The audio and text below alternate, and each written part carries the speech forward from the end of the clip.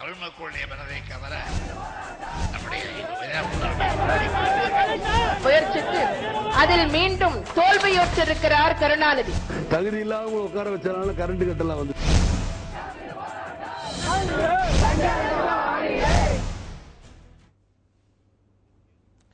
வணக்கம் நேயர்களே, இது சோல்கர் சோலார் இண்டஸ்ட்ரீஸ் லிமிடெட் வழங்கும் சத்தியம் சாத்தியமே. இந்த நிகழ்ச்சி மூலமாக மீண்டும் உங்களை சந்திப்பதில் மிக்க மகிழ்ச்சி. நான் செந்தில்.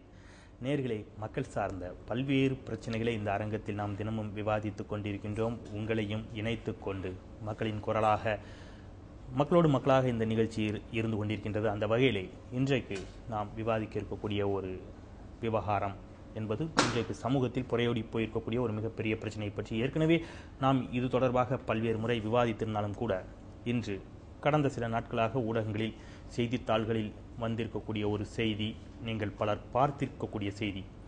தருமபுரி அருகே காதல் திருமணம் செய்து கொண்ட ஒரு தம்பதியினரால், காதலர்களால் இன்றைக்கு மிகப்பெரிய ஒரு கலவரம் அங்கே விதைக்கப்பட்டிருக்கின்றது. இரண்டு சமூகத்தைச் சேர்ந்தவர்களுக்கிடையே மிகப்பெரிய அளவிலே அது ஒரு கலவரமாக உருமாறி இருக்கக்கூடிய சூழலில் இன்றைக்கு பலர், கிட்டத்தட்ட 90 பேர் கைது செய்யப்பட்டிருப்பதாக இன்றைக்கு நாளிதழ்களில் செய்திகள் வந்து கொண்டிருக்கின்றன. அங்கே வாகனங்கள் தீக்கிரையாக்கப்பட்டிருக்கின்றன, பல குடியிருப்புகள் தீக்கிரையாக்கப்பட்டிருக்கின்றன. மிகப்பெரிய ஒரு கலவரமாக உருமாறுவதற்கு ஒரு காதல் மட்டும்தான் காரணமா என்றால் இல்லை, அதற்கு பின்னால் இருக்கக்கூடிய சாதிய பார்வை.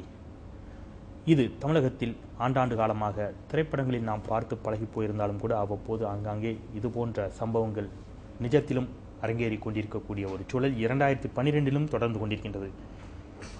இதில் காதல் என்ற போர்வையில் இளைய தலைமுறையினர் ஏமாந்து கொண்டிருக்கின்றார்கள் என்பது போன்ற வாதங்கள் ஒருபுறம் வந்து கொண்டிருக்க, மறுபுறம் குறிப்பிட்ட சாதியைச் சேர்ந்த சமூகத்தைச் சேர்ந்த பெண்களை காதலித்து திருமணம் செய்து ஏமாற்றுவது போன்ற விவகாரங்கள் நடைபெற்று கொண்டிருப்பதாக சில அரசியல் கட்சி பிரமுகர்களே பேசிய பரபரப்பான சம்பவங்களும் தமிழகத்தில் அரங்கேறியது உண்டு. இப்படி சாதி,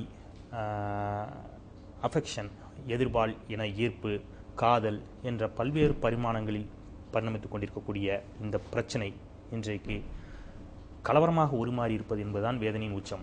இதன் அடிப்படை காரணம் என்ன, இதற்கு தீர்வு என்ன என்பது போன்ற பல்வேறு விவகாரங்கள் குறித்து இன்றைக்கு நாம் பேச இருக்கின்றோம். நம் மத்தியிலே அருந்தமிழர் விடுதலை இயக்கத்தைச் சேர்ந்த ஜக்கையன் அவர்கள் தன்னுடைய கருத்துக்களை பதிவு செய்வதற்காக வந்திருக்கின்றார். எழுத்தாளரும் அரசியல் விமர்சகருமான மனுஷபுத்திரன் அவர்கள் நம் மத்தியில் இணைந்திருக்கின்றார். உளவியல் மருத்துவர் டாக்டர் சுபாஷ் சார்லஸ் நம் மத்தியில் வந்திருக்கின்றார். நேரிலே இவர்களோடு மட்டுமல்ல, உங்களையும் இணைத்து கொண்டு இந்த வாதத்திற்குள் செல்கின்றேன். வணக்கம். தொடக்கத்திலேயே நேர் ஒருவர் இணைப்பில் வந்திருக்கின்றார். சற்று காத்திருங்கள், சிறப்பு விருந்தினுடைய கருத்துக்களை கேட்டுவிட்டு வருகின்றேன். சொல்லுங்க மனுஷபுத்திரன், அடிப்படையிலான இந்த சம்பவத்தை பற்றிய உங்களுடைய பார்வை என்ன, சுருக்கமாக சொல்லுங்கள். அதன் பிறகு நாம் விரிவாக விவாதிக்கலாம். இந்த 2012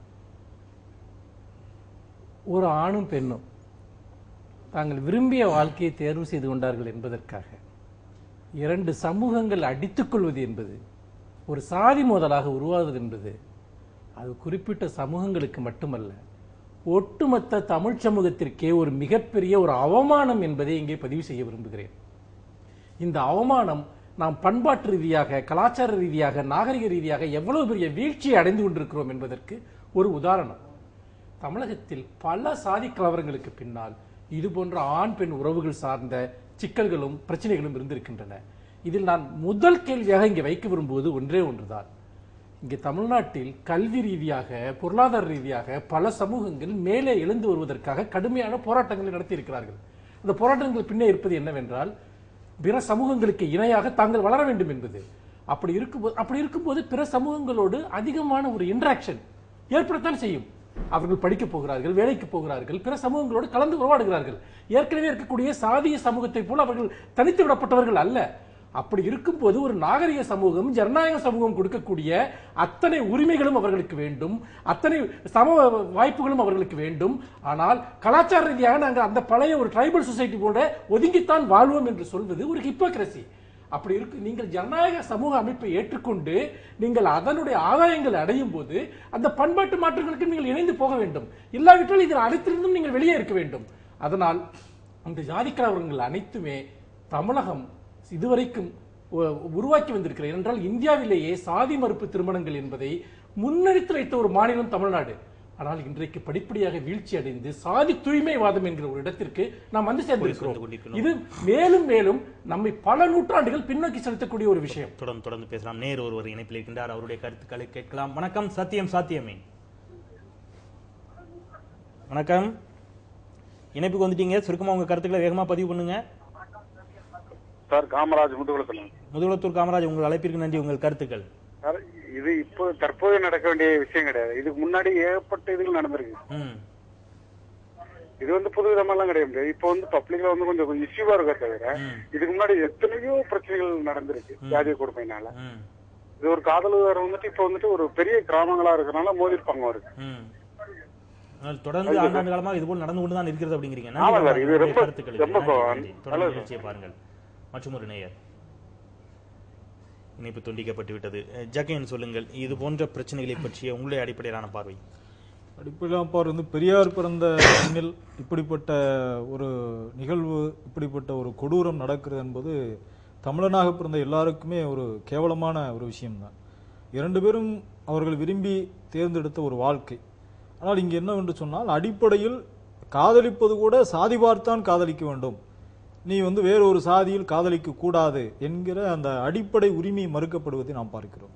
அது மட்டும் இல்லை, இந்த மறுப்பு என்பது தாழ்த்தப்பட்ட சமூகத்தைச் சேர்ந்தவர்களுடைய அந்த இளைஞர்களோடு காதலித்து திருமணம் செய்வது மூலமாக தான் மிக அதிகமான அது ஒரு வன்முறையாக ஒரு கலவரமாக உருவெடுக்கிறது. இப்போ திருமணம், சாதி ஒழிப்பு திருமணம்ங்கிறது இப்போ பிசி கம்யூனிட்டிலே 2 பேர் காதலிச்சு திருமணம் முடிச்சுக்கிறாங்க. அது வந்து ஒரு தனிப்பட்ட பொய்யாதான் பார்க்குறாங்க. அதை வந்து ஒரு சாதி கலவரமாக உருவெடுக்கிறது இல்லை.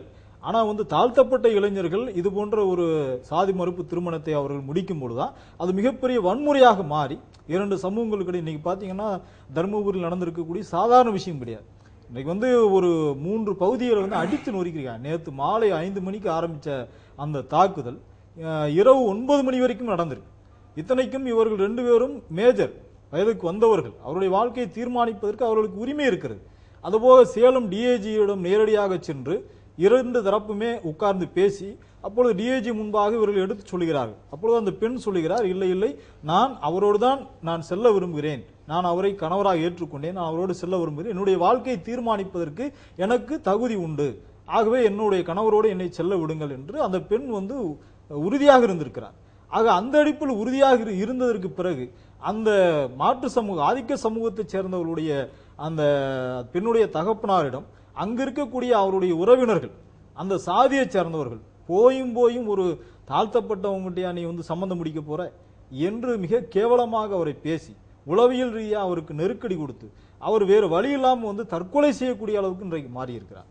ஆக வந்து இந்த சமூகத்தில் தாழ்த்தப்பட்ட இளைஞர்கள் அல்லது தாழ்த்தப்பட்ட மக்கள் ஒரு மனிதராக கருதப்படவில்லை என்பதற்கு இதைவிட வேறு சான்றது எங்கேயுமே கிடையாது. டாக்டர், சொல்லுங்க, இப்போ 2 பேருடைய வாதங்களையும் பார்த்தீர்கள். இது உங்களுடைய அடிப்படையிலான பார்வை என்னவாக இருக்கின்றது? ஆனால் இந்த இடத்தில் நாம் மிகவும் கவலையோடு பதிவு செய்ய வேண்டிய இன்னொரு விவகாரம் அந்த பெண்ணின் தந்தை இன்றைக்கு அதனால் மிகப்பெரிய அளவிலே மன உளைச்சலுக்கு ஆளாகி உயிரை பறி கொடுத்திருக்கின்றார். அப்படிங்கிற போது காதல் என்ற போர்வையில் இளைஞர்கள் செய்கின்ற தவறு என்று எடுத்துக்கொள்ளக்கூடிய வாதம் ஒருபுறம் வைக்கப்படுகின்றது, இன்னொரு புறம் இது போன்ற சாதிய ரீதியிலான பார்வையாக வைக்கப்படுகின்றது. உங்களுடைய கருத்துக்கள் என்ன? அவர் மனுஷபுத்திரனுடைய கருத்துக்களை ஃபைன் டியூன் பண்ணி அழகாக ஜக்கையன் அவர்கள் சொல்கிறார்கள். அவர் சொல்றாரு, பிசி கம்யூனிட்டி 2 பேர் கல்யாணம் பண்ணிக்கிட்டா ஒருத்தர் ஒன்றும் இது பண்ண மாட்டாங்க. ஆனா ஒரு தாழ்த்தப்பட்ட சமூகத்தை சேர்ந்த ஒருவரும் ஒரு உயர்ந்த ஜாதி என கருதப்படுகிற ஒரு பெண்ணும் கல்யாணம் பண்ணிட்டா ரொம்ப இன்டென்ஸ் சைக்கலாஜிக்கல் பிரஷருக்குள்ளாகிறாங்க. அவங்க வந்து இந்த 2 பேரும் மேஜர் ஆனாலும் அவர்களை யாரும் மதிப்பது கிடையாது.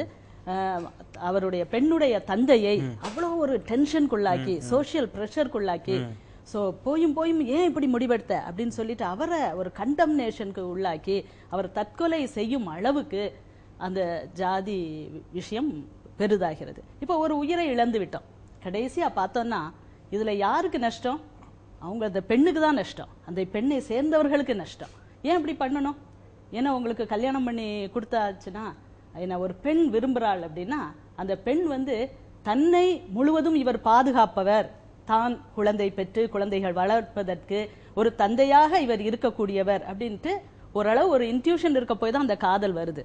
சரி, ஒரு வயதுக்கு வந்த பெண், ஒரு 21 வயது மேஜரான பெண் ஒரு முடிவெடுக்கிறாள்னா அதுக்கு அந்த அங்கீகாரம் கொடுக்கணும். அதான் சட்டம் சொல்கிறது. அவங்க மேஜர் அப்படின்னா அவங்க மதிக்கணும். நம்ம சோ அதை அவங்க அப்படி ஒரு ப்ரெஷரைஸ் பண்ணும்போது சுற்றி உள்ளவர்கள் அதுக்கு ஒரு இதாதான் இருக்கணுமே வெளிய அவங்க வந்து அதை நினைச்சு மத்தவங்க சொல்றாங்களேன்னு சொல்லி ஒரு விஷயம் கொஞ்சம் நான் சொல்லணும்னு நினைக்கிறேன். நிச்சயமாக. ரெண்டு பேரும் சொன்னதுல அதாவது வந்து இதுல ஒரு நுணுக்கமான ஒரு வித்தியாசம் இருக்கு. ஒரு உயர் சாதியை சேர்ந்த ஒரு ஆண் ஒரு தாழ்த்தப்பட்ட சாதியை சேர்ந்த ஒரு பெண்ணை திருமணம் செய்து கொண்டால் அது அவ்வளவு பெரிய பிரச்சனைகள் உருவாவதில்லை. ஏனென்றால் தாழ்த்தப்பட்ட சாதி பெண்களை உயர் சாதி ஆண்கள் என்பது அபகரிப்பது என்பது நம்ம காலகாலமாக நம்ம சமூகத்தில் வந்து ஏற்றுக்கொள்ளப்பட்ட ஒரு நடைமுறையாக இருக்கிறது. ஆனால் உயர் சாதியை சேர்ந்த ஒரு பெண் ஒரு தாழ்த்தப்பட்ட சாதியை சேர்ந்த ஒரு ஆணை திருமணம் செய்யும் போது அவர்களுடைய சாதி தூய்மை கெட்டுவிட்டதாக அவர்கள் நம்புகிறார்கள். ஏனென்றால் பெண்ணை ஒரு பொருளாக பார்ப்பது என்பது நம்மளுடைய நில உடைமை சமூகத்தினுடைய ஒரு தொடர்ச்சியாக இருந்து வந்திருக்கிறது. பெண் என்பவள் வெறும் உடல், அவள் வந்து சாதி தொடர்ச்சி பின்பற்ற வேண்டிய ஒரு பொருள். அப்படி இருக்கும்போது இந்த பொருளை இன்னொரு சமூகத்தை சேர்ந்தவன் தன்னை விட தாழ்ந்தவன் அபகரித்து செல்கிறான் என்கிற ஒரு உணர்வு தான் அவர்களுக்கு ஏற்படுகிறது. இவ்வளவு கல்வி வளர்ச்சி நாகரிக வளர்ச்சி ஏற்பட்ட பிறகும் பெண்ணை ஒரு உடைமையாக மட்டுமே பார்க்கிற ஒரு ஆணாதிக்க சமூகத்தின் நிலவுடைய சமூகத்தினுடைய ஒரு தொடர்ச்சியாகத்தான் இந்த கலவரங்கள் வெடிக்கின்றன. இந்த நுட்பமான வித்தியாசத்தை நாம் பார்க்க வேண்டும். நிச்சயமாக தொடர்ந்து பேசலாம். நேரு ஒருவர் இணைப்பில் இருக்கின்றார். வணக்கம். சத்தியம் சாத்தியமே இணைப்பு வந்துட்டீங்க. உங்க அழைப்பிற்கு நன்றி. யார் பேசுறீங்க? எங்கிருந்து பேசுறீங்க? நீங்க பேசுவது எதுவுமே சரியா புரியலைங்களையா? கொஞ்சம் சரியா பேசுங்க. உங்க இணைப்புல ஏதோ பிரச்சனை நினைக்கிறேன். உங்க இணைப்பு துண்டிக்கப்பட்டு விட்டது. இல்ல இப்போ இது போன்ற விவகாரங்களில் இப்போ நீங்க சில வரலாற்று பூர்வமான சில வாதங்களை முன்வைக்கின்றார்கள், டாக்டர் சைக்கலாஜிக்கலான சில வாதங்களை முன்வைக்கின்றார்கள். ஆனால் யாருமே அந்த பாதிக்கப்படுகின்ற பெண்ணாக இருக்கலாம் அல்லது ஆணாக இருக்கலாம் அவர்களுடைய பெற்றோர்களின் மனநிலையை யாருமே இதில் புரிந்து கொள்வதில்லை அப்படிங்கிற ஒரு வேதனை தொடர்ந்து முன்வைக்கப்படுகின்றது.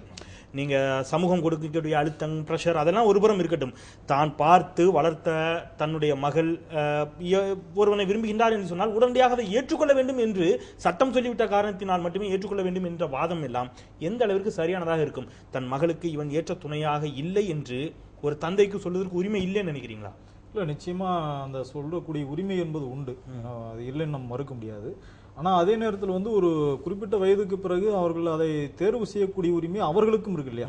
தன்னுடைய வாழ்க்கையை வந்து அப்பா வந்துட்டு நல்ல ஒரு துணையை பிடிச்சு கொடுக்குன்னு நினைக்கிறது மாதிரி அந்த பெண் வந்து தனக்கு விருப்பமான அல்லது தன்னுடைய வாழ்க்கைக்கு ஒத்து போகக்கூடிய துணையை தேர்வு செய்யணுங்கிற உரிமை அந்த பெண்ணுக்கும் இருக்கிறது இல்லையா? அதனால வந்து நம்ம வந்து அந்த பெண்ணுடைய நிலையிலிருந்து பார்க்கும்போது எப்படி வந்து ஒரு பெற்றோர்கள் வந்து தன்னுடைய பிள்ளையை வந்து இழக்கக்கூடிய ஒரு அதை இழப்புங்கிறத விட அதை வந்து நம்ம எப்படி பார்க்கணும்னா, இப்போ எங்கேயும் போகலாம், அவங்க பக்கத்தில் உள்ள பகுதியில் தான் வந்துட்டு அவங்க குடியிருக்க போறாங்க, டெய்லி பார்க்கத்தான் போறாங்க. இதே வந்து இவங்க வேற யாருக்கும் திருமணம் முடிச்சு கொடுக்கவே மாட்டாங்களா? யாருக்காவது ஒரு ஆளுக்கு திருமணம் முடிச்சு கொடுக்க தான் போறாங்க. அப்படிங்கும்போது எங்க வந்து பிரச்சனை ஆகுதுன்னா, இந்த சாதியை சேர்ந்த பையனை போய் நீ வந்து காதலிச்சிருக்கிய, இதே வந்து அவங்க சமூகத்தை சேர்ந்த ஒரு பையனை காதலிச்சிருந்தா அது ஏற்றுக்கொள்ளப்பட்டிருக்கும். நீ வந்து போய் வந்து இந்த அவங்க சொல்லக்கூடிய ஈனச்சாதி பையனா நீ வந்து விரும்பி இருக்கிற இல்ல, இத வந்து ஜாதியா மட்டும் பார்க்க முடியாது. ஒரு காதல் திருமணம் அப்படின்னாலே பெண் அந்த பெற்றோருக்கு இழப்புங்கிற ஃபீலிங் அதிகமாகுது. தாங்க பார்த்து வச்ச